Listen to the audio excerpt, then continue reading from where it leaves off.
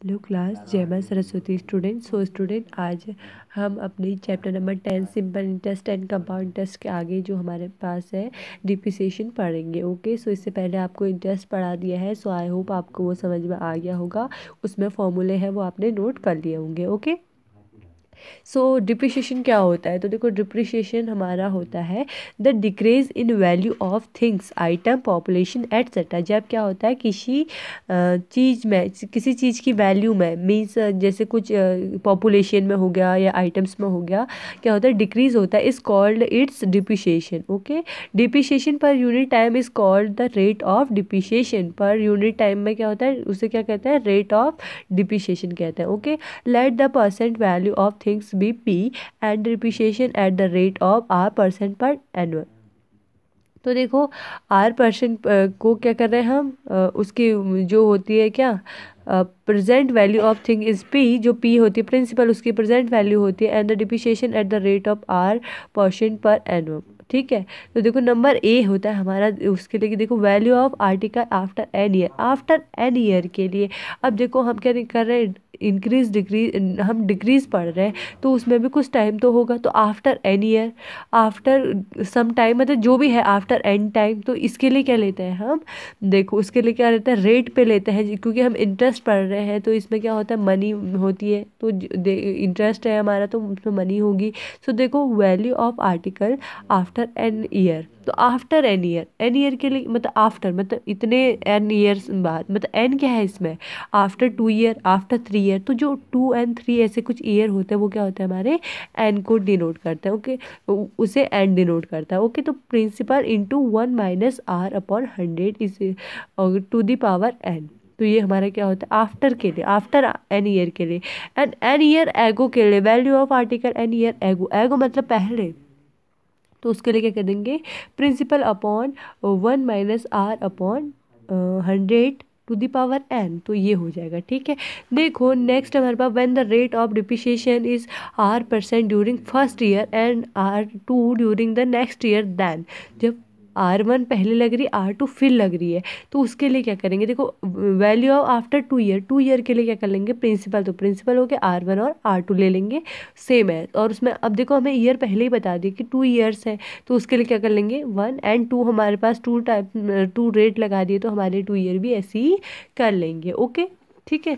तो देखो यहाँ पे एक एग्जांपल दे रखा है हमें, यहाँ पे दे रखा है the price of product A is 5000, it price decreases by 10% in first year. देखो फर्स्ट ईयर वाला है तो ये वाला होगा, first year and second year कह रहे हैं ना, second year, because of some reason, तो कुछ रीज़न से ये क्या हो रहा है, प्राइस कम इंक्रीज डिक्रीज हो रहा है, सॉरी डिक्रीज हो रहा है।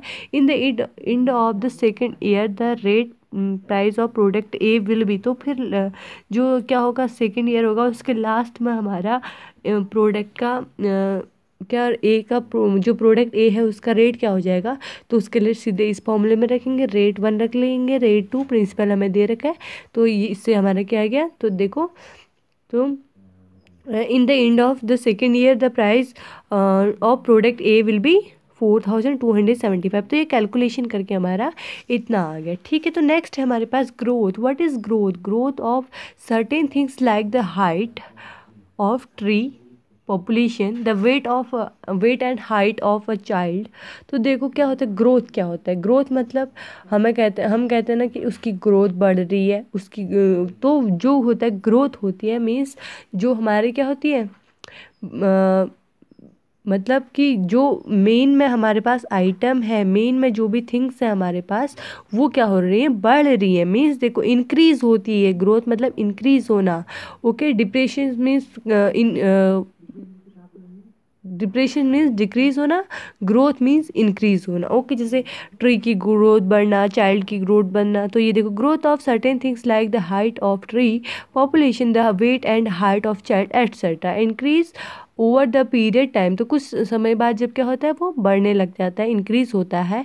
This increment is the thing known as growth, while the growth per unit time is known as the rate of growth. तो इसको क्या कहते हैं, रेट ऑफ ग्रोथ कहते हैं।